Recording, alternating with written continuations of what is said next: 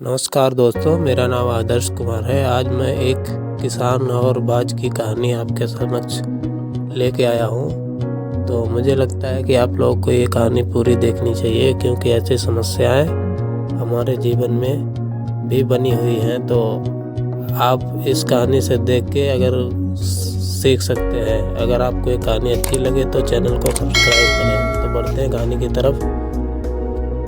बाज और किसान की कहानी। बहुत समय पहले की बात है। एक राजा को उपहार में किसी ने बाज के 2 बच्चे भेंट किए। वे बड़ी ही अच्छी नस्ल के थे और राजा ने कभी इससे पहले इतने शानदार बाज नहीं देखे थे। राजा ने उनकी देखभाल के लिए एक अनुभवी आदमी को नियुक्त कर दिया।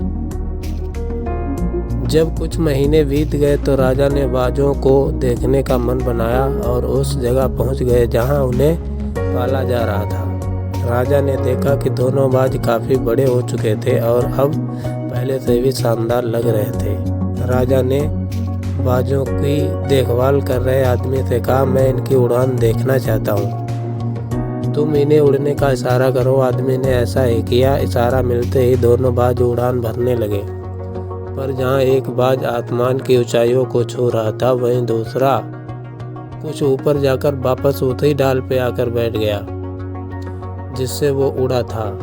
ये देख राजा को कुछ अजीब लगा और कहा, क्या बात है, जहाँ एक बाज इतनी अच्छी उड़ान भर रहा है, वहीं ये दूसरा बाज उड़ना ही नहीं चाह रहा। जी हुजूर, इस बाज के साथ शुरू से यही समस्या है। वो इस डाल को छोड़ता ही नहीं। राजा को दोनों ही बाज प्रिय थे और वो दूसरे बाज को भी उसी तरह उड़ना देखना चाहते थे। अगले दिन पूरे राज्य में ऐलान कर दिया गया कि जो व्यक्ति इस बाज को ऊंचा उड़ाने में कामयाब होगा, उसे ढेरों इनाम दिया जाएगा। फिर क्या था, एक से एक विद्वान आए और बाज को उड़ाने का प्रयास करने लगे, पर हफ्तों बीत जाने के बाद भी बाज का वही हाल था। वो थोड़ा सा उड़ता और वापस डाल पर आकर बैठ जाता। फिर एक दिन कुछ अनोखा हुआ। राजा ने देखा कि उसके दोनों बाज आसमान में उड़ रहे हैं। उन्हें अपनी आंखों पर यकीन नहीं हुआ और उन्होंने तुरंत उस व्यक्ति का पता लगाने को कहा जिसने ये कारनामा कर दिखाया था।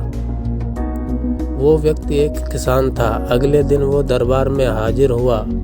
उसे इनाम में स्वर्ण मुद्राएं भेंट करने के बाद राजा ने कहा, मैं तुमसे बहुत प्रसन्न हूँ। बस तुम इतना बताओ कि जो काम बड़े बड़े विद्वान नहीं कर पाए, वो तुमने कैसे कर दिखाया। मालिक, मैं तो एक साधारण सा किसान हूँ। मैं ज्ञान की ज़्यादा बातें नहीं जानता।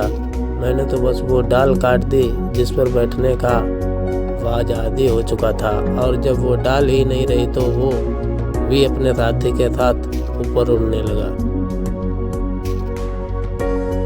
दोस्तों, हम सभी ऊंचा उड़ने के लिए बने हैं, लेकिन कई बार हम जो कर रहे होते हैं उसके इतने आदी हो जाते हैं कि अपनी ऊंची उड़ान भरने की, कुछ बड़ा करने की काबिलियत को भूल जाते हैं।